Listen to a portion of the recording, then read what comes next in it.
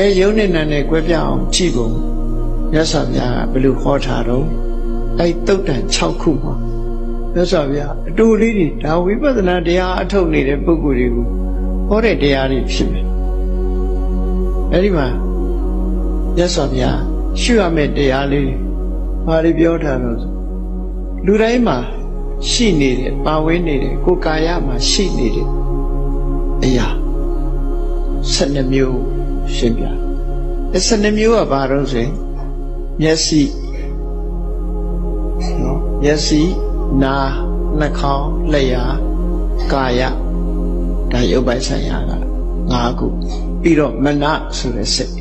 6ခုအဲ့ဒါကိုအတွင်းအစ္ဆတယရဏလို့ခေါ်တယ်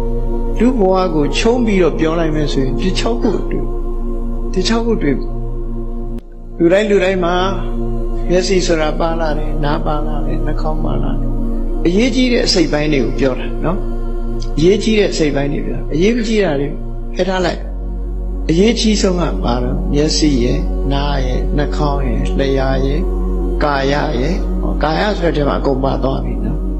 ပြီးတော့မှမနဆိုတဲ့စိတ်အဲ့ဒါတွေကိုဓဝရလို့လည်းခေါ်တယ်ဝတ္ထုလို့လည်းခေါ်တယ်သို့သောဝတ္ထုလို့ခေါ်တဲ့နေရာမှာမနနေရာကိုဟရိယလို့သုံးကြတယ်ပေါ့ဟုတ်ပြီဓဝရလို့ခေါ်မယ်ဆိုရင်စက္ခုဓဝရသောတာဓဝရခန္ဓာဓဝရဇီဝဓဝရကာယဓဝရမနောဓဝရလို့ဓဝရ6ပါးရှိဒါလူတွေရဲ့တဏ္ဍာမှာရှာကြည့်လိုက်မယ်ဆိုရင်ဒီ6မျိုးတွေ့အဲ့ဒီ6မျိုးနဲ့6မျိုးတင်လာလို့ဆိုမဟုတ်ဘူးအဲ့ဒီ6မျိုးနဲ့ဆက်သွယ်လာတဲ့ဟာတွေကိုကြည့်လိုက်မယ်ဆိုရင်ဘာလို့ဆိုမျက်စိနဲ့ဆက်သွယ်လာတဲ့မျက်စိမှာထင်ဟပ်လာတဲ့အရာတွေအစင်ဆိုတဲ့ရူပယုံယုတ်နားထဲမှာထင်ဟပ်လာတဲ့အရာတွေအတန်နှာခေါင်းထဲမှာပေါ်လွင်လာတဲ့ယုတ်ဒီအနတ်လျှာမှာပေါ်လွင်လာတဲ့ယုတ်ဒီအရာသာကိုယ်ကာယမှာပေါ်လွင်လာတဲ့ယုတ်ဒီအထိအတွေ့ဆိုတာ3ခုကိုပြောတာဘာ3ခုလဲလို့ဆိုစဉ်းစားကြည့်လေကိုယ်လာထိလို့ရှိရင်ဘယ်လိုသိလဲ3မျိုးပဲသိတယ်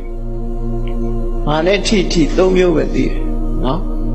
ဥပမာကျမ်းမော်ထိုင်နေကျမ်းနဲ့ကိုယ့်ရဲ့တင်မာနဲ့ထိတယ်ဘယ်လိုသိလဲ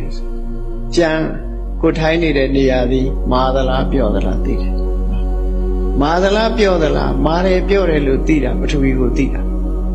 အဲ့ဒီမှာပူသလားအေးသလားနှွေးသလားအေးသလားသိလို့ရှိရင်တေဇောကိုသိတယ်အဲ့ဒီအောက်ကနေပြီးတော့တွန်းခံမှုလှုပ်ရှားမှုဆိုတာလေးကိုသိလို့ရှိရင်ဝါယောကိုသိတယ်လို့ခေါ်တယ်အဲ့တော့အထီးတွေ့ဆိုတာရုပ်3ခုကိုပြောတာပထဝီရဲ့တေဇောရဲ့ဝါယောရဲ့ဆိုဒီရုပ်3ခုကိုပြောတာ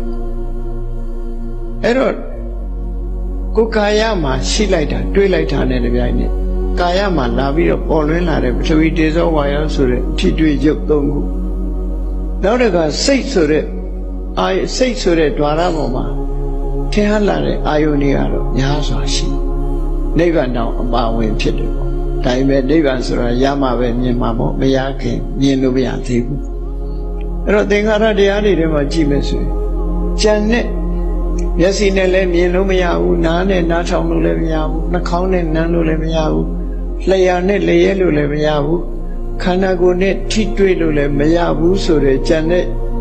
သဘာဝတရားတွေအလုံးကိုဓမ္မယုံလို့ခေါ်လိုက်တာနော်ဓမ္မယုံလို့ခေါ်တာအလုံးကိုခြုံခေါ်မျက်စိနဲ့မြင်ရတာကိုအစင်းအာယုရူပယုံနားနဲ့ကြားလို့ရတာကြတတ္ထယုံနှာခေါင်းနဲ့နမ်းရှုလို့ရတာကြခန္ဓာယုံလျှာနဲ့လျှက်လို့ရတာကြရတ္တယုံခန္ဓာကိုယ်နဲ့ထိတွေ့လို့ရတာကြလို့ဖုတ္တဗယုံဒီလိုပြောတာအဲ့ဒီမှာယုတ်9မျိုးကိုပြောလိုက်တာပဲသူကအဲ့တော့ကြည့်လိုက်မယ်ဆိုလို့ရှိရင်ကျန်တာတွေအဲ့ဒီရူပတတ္တကဏရတ္တဖုတ္တဗကလွယ်ကျန်တဲ့အာယုန်တွေကိုဓမ္မယုံလို့ခေါ်လိုက်တယ်ဓမ္မယုံကလွတ်သွားတဲ့အာယုန်ဆိုတာမရှိနိုင်ဘူးအာယုန်6ပါးလွတ်သွားတာမရှိတော့အလုံးချုပ်ပြီးငုံပြီးသွားအဲ့တော့ဘုန်းကြီးတို့တဏ္ဍာမှာဖြစ်နေတယ်ဆိုတာဘာတွေဖြစ်တာတော့ဘဝတစ်ခုရထားတယ်ဆိုတာဘာတွေရတာတော့လို့မေးကြည့်ရင်ယစီနာနာလျှာကာယမနဆိုတာရထား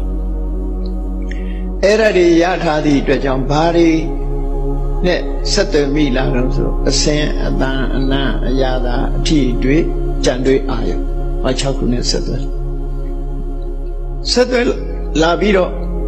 ကုသိုလ်တွေဖြစ်လာတယ်အကုသိုလ်တွေဖြစ်လာတယ်စိတ်ခံစားချက်တွေဖြစ်လာတယ်ဆိုမြောက်များစွာပေါက်ဖွားပြီးတော့လာလိမ့်တဘာဝတရားတွေဟာမြောက်များစွာပြန်ပွားပြီးပေါက်ဖွားလာတယ်အဲ့ဒါလို့အခြေခံကတော့ဒီ12ခုဒီ12ခုအာယတနာ12ပါးလို့ခေါ်တယ်အဲ့ဒီ12ပါး12မျိုးကိုဘုန်းကြီးတို့တွေသေယုတ်အားဖြင့်ဘဝမှာရရှိထားတာဖြစ်တယ်အဲ့ဒီရရှိထားတဲ့12ပါးတဲ့12ပါးကိုပဲဒီညာတပရိညာအခမ်းမှာကြည့်ရှုသုံးသပ်နိုင်ရမယ်လို့ဆိုဝိပဿနာရှုမယ်ဆိုအဲ့ဒါနဲ့ရှုနိုင်ရ